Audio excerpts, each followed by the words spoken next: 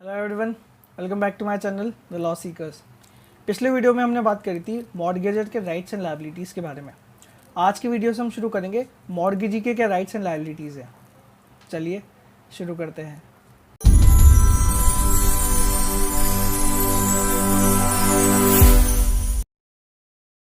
जिस तरह मॉर्गेजर का राइट होता है रिडेम्पशन का, उसी तरह मॉर्गेजी का सबसे इंपॉर्टेंट राइट होता है फोरक्लोजर का।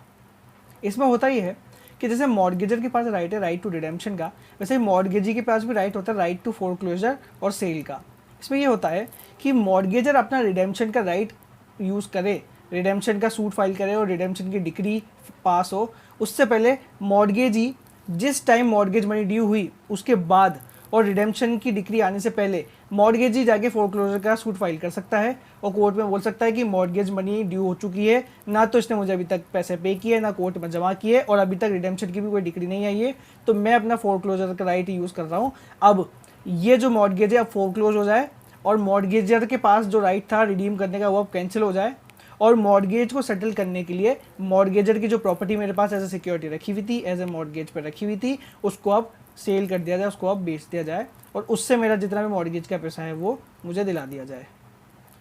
और आगे बताया गया है कि ऐसा सूट जो कि मॉर्गेजर को उसका रिडेम्पशन का राइट यूज़ करने से रोकने के लिए फाइल किया गया है कोर्ट के अंदर और मॉर्गेज को फोरक्लोज कराने के लिए किया गया है, उसको कहते हैं सूट फॉर फोरक्लोजर। इसी में आगे बताया गया है कि कौन सा मॉर्गेजी जो है वो फोरक्लोजर और सेल के लिए सूट फाइल कर सकता है। इसमें बोला है कोई भी मॉर्गेजी सूट फाइल नहीं कर सकता ऐसे फोरक्लोजर और सेल के लिए, एक्सेप्ट अगर वो मॉर्गेजी फॉर कंडीशनल सेल था या एनमलस मॉर्गेजी था, जिस एनमलस मॉर्गेज के अंदर उसको राइट दिया गया है फोरक्लोज कराने का, उस केस के अंदर तो वो फोरक्लोज करा लेगा। और ऐसा मॉर्गेजी जो मॉर्गेजी फॉर कंडीशनल सेल या यूजुफैक्टरी मॉर्गेजी था, उस केस के अंदर वो सेल के लिए सूट फाइल कर सकता है। इन दोनों केसेस के अलावा कोई भी मॉर्गेजी फोरक्लोजर या सेल के लिए सूट फाइल नहीं कर सकता। इसमें आगे बताया गया है कि अगर ऐसा कोई मॉर्गेजर है जो मॉर्गेजी के पास जो प्रॉपर्टी रखी गई है उसको एज ए ट्रस्टी अपने पास रखता है, तो ऐसे किसी मॉर्गेजर के पास फोरक्लोजर का राइट नहीं होगा। इसमें यही बोला गया है कि ऐसे मॉर्गेजर के पास राइट होगा तो सिर्फ और सिर्फ सेल का होगा या इस कंडीशन में सिर्फ सेल की जाएगी, फोरक्लोज नहीं की जाएगी। अब इसमें आगे बोला गया है कि अगर रेलवे कैनाल या ऐसा कोई काम जिसके मेंटेनेंस में पब्लिक वेलफेयर है, ऐसे किसी उसका अगर वो मॉर्गेजी है तो उसके पास फोरक्लोजर का राइट नहीं होगा। इसमें ये बोला गया है कि उसके पास एक्चुअल रेमेडी क्या होगी, उसके पास सही रेमेडी क्या होगी। उसके पास रेमेडी ये होगी कि वो ऐसे मॉर्गेज के लिए रिसीवर अपॉइंट कर दिया जाए और ऐसे जो डिपार्टमेंट से उनसे जो बेनिफिट अराइज हो रहा है उससे फिर उसका जो डेट है वो सेटल हो। ऐसे केस के अंदर फोरक्लोजर का राइट सही नहीं होगा क्योंकि इससे पब्लिक को बहुत नुकसान होगा। यहाँ पे सिर्फ ये होगा कि उनकी जितनी भी अर्निंग हो रही है उससे रिसीवर के द्वारा वो अपना जितना भी डेट है वो चुका ले और मॉर्गेज को सेटल कर ले। अब आगे बात करते हैं। यहाँ पर रिडेम्पशन और फोरक्लोजर के अंदर एक थोड़ी सी सिमिलरिटी आती है इस पॉइंट में। जैसे हमने रिडेम्पशन में पढ़ा था कि कोई मॉर्गेजर है जिसके पास सिर्फ एक प्रॉपर्टी का इंटरेस्ट है, किसी पार्ट का इंटरेस्ट है, तो वो सिर्फ अपनी प्रॉपर्टी का मॉर्गेज जो है उसको रिडीम नहीं कर सकता। यहाँ पे बोला गया है अगर ऐसा कोई मॉर्गेजी है जो उस प्रॉपर्टी के अंदर एक हिस्सा रखता है, सिर्फ एक छोटा सा हिस्सा रखता है, तो वो सिर्फ अपनी प्रॉपर्टी का फोरक्लोजर या सेल नहीं करा सकता। लेकिन यहाँ पे भी एक एक्सेप्शन दिया गया है, अगर ऐसे मॉर्गेजी ने मॉर्गेजर से बात करके मॉर्गेजर की परमिशन लेके अपना जो मॉर्गेज का पार्ट है, अपनी जो प्रॉपर्टी है, उसको मेन जितनी भी मॉर्गेज की प्रॉपर्टी उससे अगर सीवियर कर लिया, उससे अलग कर लिया है, ऐसे केस में वो फोरक्लोज और सेल करवा सकता है। अब सेक्शन 67A के अंदर ये बोला गया है कि अगर ऐसा कोई मॉर्गेजी है जिसके पास एक मॉर्गेजर ने 2 या उससे ज़्यादा प्रॉपर्टी मॉर्गेज की हुई है और उन सभी के लिए उसके पास राइट है कि वो फोरक्लोजर या सेल का सूट फाइल कर सकता है, तो वो अगर उनमें से किसी एक के लिए सूट फाइल करता है तो ऐसे केस में अगर कोई कॉन्ट्रैक्ट टू कॉन्ट्ररी नहीं है तो इसमें क्या होगा, उसको ये बोला जाएगा कि आपके पास जितनी भी प्रॉपर्टी मॉर्गेज है और उनके लिए आपका फोरक्लोजर और सेल का राइट अराइज हो चुका है, उन सब के लिए आप एक ही सूट के अंदर सब कुछ कर दो। मतलब एक ही सूट आप लाओ जिसके अंदर सारी प्रॉपर्टी का फोरक्लोजर और सेल हो जाए। अब आगे बात करते हैं हम सेक्शन 68 की। मॉर्गेजी के पास फोरक्लोजर और सेल के अलावा भी कुछ राइट्स होते हैं, जिसमें एक सबसे इंपॉर्टेंट राइट ये भी होता है कि वो अपने मॉर्गेज मनी के लिए भी सू कर सकता है। उसके पास ये राइट है कि वो फोरक्लोजर सेल नहीं करा, लेकिन जो उसकी मॉर्गेज मनी थी ना उसको रिकवर करने के लिए कोर्ट के अंदर सूट फाइल कर सकता है कि मेरे को तो मनी डिक्री आप दिलवा दीजिए, इससे मेरे को सेल और फोरक्लोजर नहीं करवाना है। ये कब कब कर सकता है वो, सबसे पहले तो जहाँ पर मॉर्गेजर ने खुद को बाइंड किया था कि मैं आपको पैसे पे करूँगा और उसने अगर पैसे मुझे नहीं पे किए तब मैं कोर्ट के अंदर मनी डिक्री के लिए फाइल कर सकता हूँ सूट। अब इसमें आगे बोला है कि मॉर्गेजर और मॉर्गेजी का कोई डिफ़ॉल्ट नहीं था, लेकिन फिर भी किसी वजह से मॉर्गेज प्रॉपर्टी की सिक्योरिटी कम हो गई है। हम जो सिक्योरिटी देते हैं मॉर्गेज के लिए वो कम हो गई है। हमने सेक्शन 66 में पढ़ा था कि नॉर्मल प्रॉपर्टी तो 1/3 तक अगर वो है मॉर्गेज मनी की, और अगर बिल्डिंग है तो हाफ। तो अगर उससे अगर कम सिक्योरिटी हो जाती है तो ऐसे केस के अंदर भी मैं कोर्ट के अंदर जाके मनी डिक्री ले सकता हूँ और अपने पैसे उससे वसूलवा सकता हूँ। फिर आगे बोला है कि मॉर्गेजर के रॉन्गफुल एक्ट की वजह से वो जो सिक्योरिटी है वो होली या पार्टली मैं डिप्राइव हो गया हूँ ऐसी सिक्योरिटी से, तब भी मैं कोर्ट के अंदर सूट फाइल कर सकता हूँ मनी डिक्री के लिए। और आगे जहाँ पे मैं मतलब मॉर्गेजी जो है वो पोजीशन के लिए एंटाइटल था और मुझे पोजीशन देने में मॉर्गेजर फेल कर गया है, मुझे उसने पोजीशन अभी तक नहीं दी है, तब भी मैं कोर्ट के अंदर मनी डिक्री के लिए सूट फाइल कर सकता हूँ। अब आगे बताया गया है कि सब क्लॉज ए के अंदर जो हमने बात करी थी ना कि पर्सनली बाइंड करता है मॉर्गेजर अपने आप को, तो अगर ऐसे मॉर्गेजर ने अपनी प्रॉपर्टी ट्रांसफ़र कर दी है तो उसके अंडर जो ट्रांसफरी आ रहा है या उसके अंदर जो लोग क्लेम कर रहे हैं अगर उन्होंने प्रॉपर्टी बेच दी तो उनका जो ट्रांसफरी है उनके ऊपर मैं सूट फाइल नहीं कर सकता, मैं वो सूट सिर्फ जो ओरिजिनल मॉर्गेजर था ना उसी के ऊपर कर सकता हूँ। अब सेक्शन 68 के सब सेक्शन 2 की बात करते हैं। थोड़ा टिपिकल है, इंटरप्रिटेशन में इसमें बहुत दिक्कत आती है तो इसको थोड़ा ढंग से समझिएगा। इसमें बोला गया है कि सेक्शन 68 के सब सेक्शन 1 के अंदर जो क्लॉज ए और बी है उसके अंदर जो मॉर्गेजी के पास रेमेडी है, उस केस के अंदर अगर मॉर्गेजर का कोई डिफ़ॉल्ट नहीं था तो कोर्ट जो सूट है उसको तब तक के लिए स्टे कर सकता है और उसको बोल सकता है मॉर्गेजी को कि आपके पास इस मॉर्गेज प्रॉपर्टी के लिए जितनी भी रेमेडी हैं, आपके पास जो जो रेमेडी अवेलेबल है आप पहले वो यूज़ करिए, उन रेमेडी को यूज़ करिए, पहले वहाँ से अपने पैसा निकलवा लेने की कोशिश कीजिए। अगर वहाँ से आपका पूरा कुछ नहीं हो पाता तब फिर हम जो सूट फाइल आपने किया है इसको कंटिन्यू करेंगे। मतलब कोर्ट ही कह रहा है कि आपके पहले जितनी भी रेमेडीज़ है ना आप उन सबको यूज़ कर लीजिए, कोर्ट के अंदर तो हम करते रहेंगे कोई दिक्कत नहीं है, लेकिन आपके पास और भी रेमेडीज़ हैं और मॉर्गेजर का कोई डिफ़ॉल्ट नहीं है तो आप सीधा मॉर्गेजर के ऊपर पैसे के लिए सूट फाइल करें। उससे पहले ये है कि आपके पास जो जितनी भी रेमेडी है उस सिक्योरिटी की, उस मॉर्गेज प्रॉपर्टी की, उनको आप पहले यूज़ कर लीजिए। उसके बाद में कोर्ट के अंदर जो आपने सूट फाइल किया है हम वहाँ से रिकवर करवा देंगे। अब बात यह आ रही कि कोर्ट तब तक ये स्टे लगा सकता है जब तक कि मॉर्गेजी अपनी जो सिक्योरिटी है उसको छोड़ नहीं देता, मतलब उसके बाद जो प्रॉपर्टी सिक्योरिटी पे दी गई ना उसको जब तक कि वो अबंडन नहीं कर देता, या फिर अगर प्रॉपर्टी उसके पास ट्रांसफ़र हो रखी है तो उस प्रॉपर्टी को ट्रांसफ़र नहीं कर देता, वापस रीट्रांसफ़र नहीं कर देता। तो यहाँ पे ये बोला गया है कि कोर्ट उसको बोलेगा आप पहले जाइए, आपकी जितनी भी रेमेडी है वो यूज़ कर लीजिए, फिर हम कोर्ट में देखेंगे, या फिर आप एक काम करिए, आपके पास जितनी भी सिक्योरिटी बची है उसको आप अबेंडन कर दीजिए और आपके पास अगर कोई प्रॉपर्टी ट्रांसफ़र हो तो वापस रीट्रांसफ़र कर दीजिए। अब बात कर लेते हैं सेक्शन 69 की। सेक्शन 69 के अंदर बोला गया राइट टू सेल और power to sell when valid. Section 69 में बताया गया है कि जो मॉर्गेजी है उसके पास उस प्रॉपर्टी को बेचने का राइट होता है जो कि उसके पास मॉर्गेज पर रखी गई है। ये कब होता है? जब मॉर्गेज मनी ड्यू हो चुकी है और उन्होंने अभी तक, मॉर्गेजर्स ने अभी तक पेमेंट नहीं किया। सेक्शन 67 और 68 के अंदर तो हमने पढ़ा था कि कोर्ट के इंटरवेंशन से कब प्रॉपर्टी बेची जा सकती है और पैसे रिकवर किए जा सकते हैं। सेक्शन 69 में कोर्ट का कोई इंटरवेंशन नहीं है। सेक्शन 69 में सीधा जो मॉर्गेजी है उसके पास ये पावर होती है कि जो प्रॉपर्टी उसके पास मॉर्गेज में रखी गई है वो उसको बेच दे और अपना पैसा रिकवर कर ले। अभी इसमें बताया है कि कौन से केसेस के अंदर जो मॉर्गेजी है वो सेल कर सकता है बिना कोर्ट के इंटरवेंशन के। सेक्शन 69 के अंदर ये बताया गया है कि जब वो मॉर्गेज इंग्लिश मॉर्गेज था और न तो मॉर्गेजर और ना ही मॉर्गेजी हिंदू था, मुस्लिम था, बुद्धिस्ट था या फिर ऐसे कोई सेक्शन या रेस या क्लास से बिलोंग करता था जो कि गवर्नमेंट ने बाय ऑफिशियल गैजेट मेंशन की हुई है। अगर वो इनमें से किसी का भी सदस्य नहीं है तो उसके पास पावर होगी कि वो प्रॉपर्टी को सेल कर सके इंग्लिश मॉर्गेज के केस में। आगे बताया है और कौन से केस के अंदर सेल कर सकता है प्रॉपर्टी, जब power to sell mortgage deed में ही दे रखी है। जब हमने मॉर्गेज किया तो मॉर्गेज डीड में ही हमने ये क्लॉज डाल दिया था कि आप जो प्रॉपर्टी को सेल कर सकेंगे बिना किसी कोर्ट के इंटरवेंशन के। और लेकिन यहाँ पर बात गौर देने की ये है कि जो मॉर्गेजी है वो गवर्नमेंट है, जो मॉर्गेजी वो गवर्नमेंट है और उसके पास ही पावर होगी कि वो प्रॉपर्टी को सेल कर दे बिना कोर्ट के इंटरवेंशन के, अगर मॉर्गेज डीड के अंदर ये स्पेसिफिकली पावर उसको दे रखी है।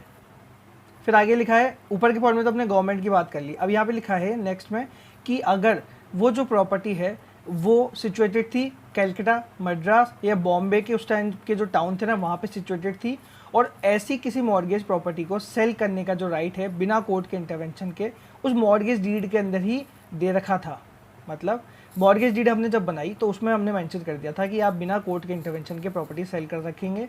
और वो प्रॉपर्टी जो है वो सिचुएटेड है कलकत्ता, मद्रास या बॉम्बे में, या फिर गवर्नमेंट के द्वारा ऑफिशियल गैजेट में अगर कोई जगह नोटिफाई किए है तो उसके अंदर वो सिचुएटेड है अगर प्रॉपर्टी, और अगर हमने स्पेसिफिकली मेंशन कर दिया कि आपके पास प्रॉपर्टी बेचने का राइट होगा तो बिना कोर्ट के इंटरवेंशन के जो मॉर्गेजी है वो प्रॉपर्टी को सेल कर सकेगा। अब सब सेक्शन 2 के अंदर बताया कि आपको राइट तो दे दिया तो लेकिन आप ये राइट को ऐसे ही यूज़ नहीं कर सकते, कुछ कंडीशन आपके ऊपर भी होगी। इसमें ये लिखा है कि जब आप अपने सेल करने का राइट यूज़ करना चाहेंगे उससे पहले आपको मॉर्गेजर को एक नोटिस देना होगा कि आपकी जो प्रिंसिपल मनी है वो ड्यू है, आप मुझे पेमेंट कर दीजिए। अगर एक मॉर्गेजर है तो उसको देना होगा, अगर एक से ज़्यादा मॉर्गेजर्स हैं तो उनमें से किसी भी एक को आपको नोटिस देना होगा कि मुझे मेरे जो पैसे हैं, जो प्रिंसिपल मनी है वो आप पे करिए। और ऐसे प्रॉपर्टी को आप तभी सेल कर पाएंगे जब नोटिस मिलने के 3 महीने तक उन्होंने पेमेंट करने में डिफ़ॉल्ट किया हो। पहली कंडीशन तो यही हो गई कि आप नोटिस देंगे और नोटिस देने के 3 महीने तक अगर पेमेंट नहीं हुआ तो आपके पास राइट टू सेल अराइज हो जाएगा। और फिर आगे ये बोला गया है कि अगर उस प्रॉपर्टी के ऊपर अगर कुछ इंटरेस्ट लग रहा था, उस प्रिंसिपल मनी के ऊपर अगर कोई इंटरेस्ट चढ़ा हुआ है और वो इंटरेस्ट 500 रुपीज़ का है कम से कम, और उसको अगर 3 महीने तक पे नहीं किया तो भी आपके पास राइट टू सेल अराइज हो जाएगा। 500 रुपीज़ आपको बहुत छोटे लग रहे होंगे, लेकिन उस समय 1882 के अंदर ये 500 रुपीज़ भी बहुत ज़्यादा हुआ करते थे। तो ये 2 कंडीशन है, तब आपके पास राइट टू सेल अराइज हो जाएगा। अब सब सेक्शन 3 के अंदर ये बताया गया है कि ऐसी किसी सेल में अगर कोई आदमी प्रॉपर्टी खरीद लेता है तो उस परचेजर का जो टाइटल है ना वो इम्पीचेबल होगा, उसका टाइटल को आप नकार नहीं सकते, वो ख़त्म नहीं होगा, सिर्फ इन कंडीशन के ऊपर कि ऐसे कोई सेल करने का कोई केस अराइज ही नहीं हुआ था। मतलब ऐसा कोई केस अराइज ही नहीं हुआ कि जिसके ऊपर सेल करनी पड़ जाए, या ड्यू नोटिस नहीं दिया गया था पार्टीज़ को, आपने पार्टीज़ को नोटिस नहीं दिया था लेकिन इसलिए सेल रद्द हो जाएगी, ऐसा नहीं होगा। परचेजर का टाइटल है वो सेफ रहेगा। और ये बोला जाए कि ये जो पावर आपको मिली है सेल करने की उसको आपने प्रॉपरली यूज़ नहीं किया, आपने उसको इम्प्रॉपरली या इरेगुलरिटी के साथ एक्सरसाइज किया है। इन 3 चीज़ों को बोलकर आप परचेजर का जो टाइटल है उनको आप नकार नहीं सकते, इम्पीच नहीं कर सकते। यहाँ पे परचेजर को ये सेफ्टी दे दी गई है। लेकिन अब इसके अंदर ऐसा भी नहीं है कि जिस आदमी को चोट पहुँची है, जिस आदमी को डैमेजेस हुए उसका राइट ख़त्म हो गए। आप जानते हैं where there is right there is remedy. तो यहाँ ये बोला गया है कि ऐसे आप उसकी सेल को तो आप सेटिसाइड नहीं करा सकते, लेकिन जिस व्यक्ति ने अपनी पावर को इम्प्रॉपरली यूज़ किया है, इरेगुलरली यूज़ किया है, उसके खिलाफ आप डैमेजेस का सूट फाइल कर सकते हैं। जो आदमी ऐसी सेल से डैमेज प्राप्त किया है, जिस आदमी का नुकसान हुआ है, वो उस व्यक्ति के ऊपर सूट फाइल कर सकता है डैमेजेस के लिए जिसने अपनी पावर इरेगुलरली और इम्प्रॉपरली यूज़ करी है। अब सबसेक्शन 4 के अंदर ये बताया है कि आपने प्रॉपर्टी सेल कर दी, उसका पैसा आपके पास आ गया, अब वो यूज़ कैसे होगा, कहाँ कहाँ पे लगेगा। तो इसमें बोला है कि सबसे पहले तो अगर कोई प्रायर इनकम्बरेंसेस है तो उनको पे ऑफ करने में जाएगा, या फिर सेक्शन 57 के तहत अपन ने पढ़ा था कि कोर्ट के थ्रू भी इनकम्बरेंसेस से छुटकारा मिल सकता है, तो आप कोर्ट के अंदर वो पैसा जमा कर देंगे। उसके बाद में जो कुछ पैसा बचा उसमें से जो सेल की कॉस्ट लगी, जो एक्सपेंसेस हुए, उनको भरने में आप यूज़ करेंगे उस पैसे को। उसके बाद में जो मॉर्गेज की मनी है, एक्चुअली जो आपको पैसा रिकवर करना था, मॉर्गेज का जो मेन मनी थी, उसको डिस्चार्ज करने के लिए आप उस पैसे को लगाएंगे। उसके बाद में अगर उसके बाद भी कुछ सरप्लस बच जाता है तो जो आदमी उस मॉर्गेज प्रॉपर्टी का एंटाइटल था, जिस आदमी का उस प्रॉपर्टी के ऊपर हक था, उस आदमी को बचा कुचा जितना भी पैसा है वो दे दिया जाएगा। और लास्टली सब सेक्शन 5 में लिखा है कि इस सेक्शन में दी हुई बातों का और सेक्शन 69A के अंदर दी हुई बातों का उन पावर्स पे कोई इफेक्ट नहीं पड़ेगा जो 1 जुलाई 1882 से पहले सबसिस्ट करती थी। अब बात करते हैं सेक्शन 69A की। सेक्शन 69A बात करता है रिसीवर से रिलेटेड। सेक्शन 69A के अंदर बताया गया अपॉइंटमेंट ऑफ रिसीवर, रिसीवर कैसे अपॉइंट किया जाता है। रिसीवर के बारे में आप पढ़ेंगे CPC के अंदर, सिविल प्रोसीजर कोड के अंदर ऑर्डर 40 जब आप पढ़ेंगे तब वहाँ पे आप रिसीवर के बारे में थोड़ा डिटेल में पढ़ेंगे। यहाँ पे ये बात की गई है सेक्शन 69A के अंदर कि ऐसा कोई मॉर्गेजी जो सेक्शन 69 के अंदर प्रॉपर्टी को सेल करने का राइट रखता है, वो व्यक्ति उस प्रॉपर्टी के ऊपर एक रिसीवर भी अपॉइंट करने का राइट रखेगा। उस प्रॉपर्टी से जितनी भी इनकम आ रही है उसको कलेक्ट करने के लिए एक रिसीवर वो अपॉइंट कर सकता है, उस इनकम को संभाल के रखने के लिए एक रिसीवर अपॉइंट कर सकता है। लेकिन ऐसा अपॉइंटमेंट सब सेक्शन 2 में लिखी हुई बातों को ध्यान में रखते हुए होगा, उनको ध्यान में रखते हुए उस रिसीवर का अपॉइंटमेंट किया जाएगा। ऐसा अपॉइंटमेंट जो है वो राइटिंग में होगा। ऐसा अपॉइंटमेंट या तो वो खुद राइटिंग में लिख के करेगा या फिर उसके बिहाफ पे कोई व्यक्ति है वो राइटिंग में अपॉइंटमेंट करेगा। सब सेक्शन 2 के अंदर ये बताया गया है कि अगर मॉर्गेज डीड के अंदर किसी व्यक्ति का नाम दिया गया है रिसीवर की तरह अपॉइंट होने के लिए, तो मॉर्गेज जो है उस व्यक्ति को रिसीवर अपॉइंट कर सकता है अगर वो विलिंग है, अगर वो हामी भरता है ऐसे रिसीवर बनने के लिए। फिर आगे बोला गया है कि अगर मॉर्गेज डीड के अंदर ऐसे किसी व्यक्ति का नाम मेंशन नहीं है या फिर जितने भी व्यक्तियों का नाम मेंशन है वो विलिंग नहीं है, वो तैयार नहीं है रिसीवर बनने के लिए, तो मॉर्गेजी जो है वो मॉर्गेजर से बात करके और मॉर्गेजर के साथ अग्री करके किसी भी व्यक्ति को अपॉइंट कर सकता है। फिर अगर ऐसा अपॉइंटमेंट के लिए अग्रीमेंट नहीं हो पाता, दोनों के बीच में संतुष्टि नहीं हो पाती, दोनों बीच में अग्री नहीं कर पाते, तो मॉर्गेजी फिर कोर्ट के पास जा सकता है और कोर्ट को बोल सकता है कि आप एक रिसीवर अपॉइंट कर दीजिए इस प्रॉपर्टी के लिए। फिर कोर्ट जिस व्यक्ति को रिसीवर अपॉइंट करेगी उसको ऐसा माना जाएगा कि वो मॉर्गेजी के द्वारा ड्यूली अपॉइंट किया गया है। फिर आगे बताया गया है कि जिस व्यक्ति को रिसीवर अपॉइंट किया गया है उस व्यक्ति को मॉर्गेजर और मॉर्गेजी इन राइटिंग हटा भी सकते हैं और कोर्ट भी उस व्यक्ति को, उस रिसीवर को जिसको उसने रिसीवर अपॉइंट किया है उसको हटा सकता है। और ऐसा जो वो हटा रहा है वो आइदर पार्टी मॉर्गेजर या मॉर्गेजी में से किसी भी एक व्यक्ति के एप्लीकेशन के ऊपर वो उस व्यक्ति को हटा रहा है और ड्यू रीज़न बताना होगा कि क्यों हटा रहा है। और फिर आगे ये बताया गया है कि जैसे उस व्यक्ति को हटाया तो वो उसकी जो पोजीशन वो वैकेंट हो गई तो उसका अपॉइंटमेंट वैसे अभी सब सेक्शन 2 में हमने जो बात करी इस तरीके से नए व्यक्ति का एज ए रिसीवर अपॉइंटमेंट हो जाएगा। अब आगे बोला गया है सब सेक्शन 3 के अंदर कि वो रिसीवर जो अपॉइंट हुआ है ना उसको ऐसा माना जाएगा कि वो मॉर्गेजर का एजेंट है और उस रिसीवर के जो भी एक्ट होंगे उनका रेस्पॉन्सिबल मॉर्गेजर होगा। लेकिन ऐसे केस में जहाँ पे मॉर्गेज डीड में इससे उलट, उससे हटके अगर कोई बात लिखी गई है उस केस के अंदर मॉर्गेजर उसके लिए लायबल नहीं होगा, या फिर वो जो रिसीवर ने जो एक्ट किया है ना वो मॉर्गेजी के इम्प्रॉपर इंटरवेंशन की वजह से एक्ट किया है, तो ऐसे केस के अंदर जो मॉर्गेजर है वो उस रिसीवर के एक्ट के लिए रेस्पॉन्सिबल नहीं होगा। सब सेक्शन 4 के अंदर ये बताया गया है कि रिसीवर के पास सारी पावर होगी उस इनकम को डिमांड करने के लिए और रिकवर करने के लिए जिसके लिए उसको रिसीवर अपॉइंट किया है, और उसके पास पावर होगी रिसिप्ट देने के लिए, ऐसे प्रॉपर्टी का जो उसने इनकम रिसीव करी ना उसके रिसीव करने की जो रिसिप्ट है वो भी देने की पावर उसके पास होगी, और वो मॉर्गेजी के द्वारा उसको जितनी भी पावर दी गई है उन सबको एक्सरसाइज करने के लिए एंटाइटल होगा, ऐसी पावर जो इस चैप्टर इस सेक्शन के अंदर दी गई है उसको मॉर्गेजी के द्वारा। अब सब सेक्शन 5 के अंदर ये बोला गया है कि जिस व्यक्ति ने उसको इनकम दे दी जिसको रिसीव करने के लिए एंटाइटल था, वो व्यक्ति जो है कंसर्न नहीं होगा इंक्वायर करने के लिए कि ऐसे रिसीवर का जो अपॉइंटमेंट वो वैलिड था या नहीं था, उसको इससे मतलब नहीं है, वो उस व्यक्ति को पैसे दे देगा और रिसिप्ट उससे प्राप्त कर लेगा। अब सब सेक्शन 6 के अंदर बात की गई है कि रिसीवर को पैसे कितने मिलेंगे, मुफ्त में तो वो काम करेगा नहीं, तो सब सेक्शन 6 के अंदर ये बताया गया है कि रिसीवर जो है ना वो एंटाइटल होगा जितने भी उसने इनकम रिसीव करी ना उसमें से एक पोर्शन रिटेन करने के लिए खुद के कमीशन के तौर पे, खुद का कमीशन जो है वो रिटेन कर लेगा उस जितने भी पैसे उसने ग्रॉसली रिसीव करे हैं, और ये जो कमीशन होगा वो अप टू 5% वो कर सकता है। और अगर ऐसी कोई रेट फिक्स नहीं की गई है तो वो 5% के हिसाब से वो अपना रेम्यूनरेशन निकाल लेगा, अपना कमीशन निकाल लेगा। लेकिन ये जो रेट फिक्स हुई है 5% की ये भी चेंज की जा सकती है अगर रिसीवर कोर्ट में जाके एप्लीकेशन दे कि सर मेरे को कम पैसे मिल रहे हैं, मुझे थोड़ा और ज़्यादा मिलना चाहिए, तो रिसीवर के एप्लीकेशन के ऊपर कोर्ट जो है इस रेट को बढ़ा भी सकती है। अब सब सेक्शन 7 के अंदर ये बताया गया है कि वो रिसीवर जितने भी पैसे रिसीव कर रहा है उस पैसे में से मॉर्गेजी बोल सकता है कि आप ये जो प्रॉपर्टी आपके पास है इसका आप इंश्योरेंस करा लीजिए। अगर वो प्रॉपर्टी इंश्योर कराने के नेचर की है तो उस प्रॉपर्टी की आप इंश्योरेंस करा लीजिए। किस चीज़ से इंश्योर कराएंगे आप? फायर के द्वारा कोई भी डैमेज या फिर लॉस हो रहा है उस डैमेज या लॉस से इंश्योरेंस के लिए आप अप्लाई कर दीजिए। ये जितने भी पैसा आपके पास है इनमें से जितना भी उस इंश्योरेंस के लिए पैसा लगे आप उससे पे कर दीजिएगा। और ऐसी जो डायरेक्शन दे रहा है मॉर्गेजी उस रिसीवर को इंश्योरेंस कराने के लिए वो राइटिंग में होगी, ये ज़रूरी बात याद रखने की है। अब सब सेक्शन 8 के अंदर ये बताया गया है कि रिसीवर जितने भी पैसे रिसीव करेगा उनको खर्च कहाँ करेगा, उनका यूज़ कहाँ करेगा। तो इसमें बताया कि सबसे पहले तो अगर कोई भी रेंट या लैंड रेवेन्यू टैक्स वगैरह अगर कुछ उस प्रॉपर्टी के ऊपर लग रहा है तो उनको भरने में सबसे पहले वो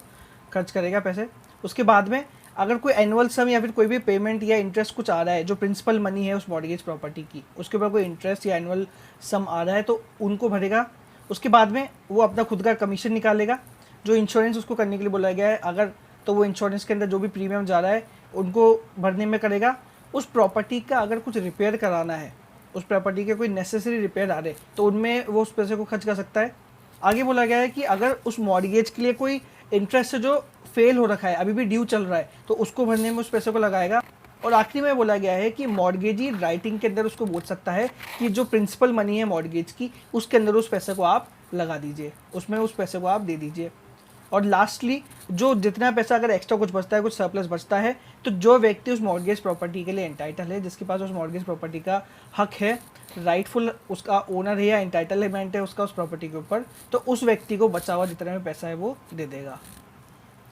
अब आगे सबसेक्शन 9 के अंदर ये बात की गई है कि ये रिसीवर जो अपॉइंट करने की पावर है उसके पास, अगर कॉन्ट्रैक्ट टू कॉन्ट्ररी नहीं है, अगर मॉर्गेज डीड के अंदर ऐसे रिसीवर को अपॉइंट करने की जो पावर है उससे कॉन्ट्ररी में अगर कोई बात नहीं लिखी गई है, उसी केस के अंदर ऐसे रिसीवर को अपॉइंट करने की जो पावर है उसको एक्सरसाइज की जा सकती है। और सबसेक्शन 3 से लेकर सबसेक्शन 8 की जितनी भी बातें हैं ना, वो उस मॉर्गेज डीड के अंदर जो बातें लिखी गई है उनके साथ में, उनको ध्यान में रखते हुए ही यूज़ की जाएगी, उनके सपोर्ट में, उनके हार्मनी में ही वो जितनी भी सबसेक्शन 3 से लेकर 8 की बातें हैं वो उनके हार्मनी में ही चलेगी। और जो भी लीगल इंसिडेंट्स वगैरह सब कुछ होंगे वो उस मॉर्गेज डीड के अंदर जो बातें लिखी गई ना, वो बातें प्रिवेल करेगी, और जितने भी लीगल इंसिडेंट्स वगैरह हैं वो सब कुछ उसको ध्यान में रखते हुए काम में आएंगे। अब सबसेक्शन 10 की बात थोड़ी इंपॉर्टेंट है, ये ध्यान से सुनिएगा। सबसेक्शन 10 के अंदर ये बताया गया है कि अलग से सूट फाइल करने की जगह कोर्ट के अंदर एक एप्लीकेशन दी जा सकती है कि आप देखिए कि इस प्रॉपर्टी की सही से रख रखाव हो रही है या नहीं हो रही, सही से इसका मैनेजमेंट हो रहा है या नहीं हो रहा है। और ये क्वेश्चन ऐसे होंगे जो डिफिकल्टी और इंपॉर्टेंस वाले नहीं होंगे, ऐसे क्वेश्चन होंगे जिनका समरी डिस्पोजल हो सकता हो, जिनके लिए लंबा सूट्स चलाने की जरूरत नहीं है, बस एप्लीकेशन के ऊपर ही उसका एक समरी डिस्पोजल कोर्ट कर सकता हो। अब आगे बताया गया कि जो एप्लीकेशन कोर्ट के अंदर दी गई है, ऐसी एप्लीकेशन की कॉपी उन व्यक्तियों को दी जाएगी जो उस एप्लीकेशन से इंटरेस्टेड हो, जिनका उस एप्लीकेशन के अंदर कुछ इंटरेस्ट हो, और वो लोग कोर्ट में आके जो प्रोसीडिंग होगी ऐसी एप्लीकेशन के ऊपर उन सबको भी अटेंड करने के लिए एंटाइटल होंगे। उन सबके पास राइट होगा कि ऐसी जो एप्लीकेशन की जो प्रोसीडिंग कोर्ट के अंदर चल रही है उनको वो अटेंड कर ले। फिर आगे बताया गया कि ऐसी एप्लीकेशन की जो प्रोसीडिंग की जो भी कॉस्ट होगी ना, वो कोर्ट के ऊपर निर्भर होगी। कोर्ट बताएगा कि कौन ऐसी प्रोसीडिंग की कॉस्ट भरेगा। और सबसेक्शन 11 के अंदर कोर्ट की मीनिंग बताई गई है कि सेक्शन 69A के अंदर कोर्ट का क्या मतलब है। कोर्ट का मतलब इसमें बताया गया है ऐसा कोर्ट जो मॉर्गेज को एनफोर्स कराने का राइट रखता हो, मतलब ऐसे सूट जिसके अंदर मॉर्गेज का एनफोर्समेंट हो रहा हो, ऐसे सूट को एंटरटेन करने का वो जुरिस्डिक्शन रखता हो। उम्मीद करता हूँ वीडियो आपको पसंद आया होगा। अगर वीडियो आपको पसंद आया तो इस वीडियो को लाइक करें, इस चैनल को सब्सक्राइब करें, बेल आइकन को प्रेस करें ताकि मेरे आने की खबर आप तक जल्द से जल्द पहुंच सके। मेरे वीडियो और मेरे चैनल को अपने दोस्तों के साथ भी जरूर शेयर करें। आपने जितने भी सुझाव है वो कमेंट बॉक्स के अंदर बताएं। ट्रांसफर प्रॉपर्टी एक्ट से रिलेटेड पहले भी मैंने जो वीडियो बनाया उनको देखने के लिए डिस्क्रिप्शन बॉक्स में मैंने लिंक दिया हुआ है, वहाँ पर जरूर जाके देखें। जय हिंद, जय भारत।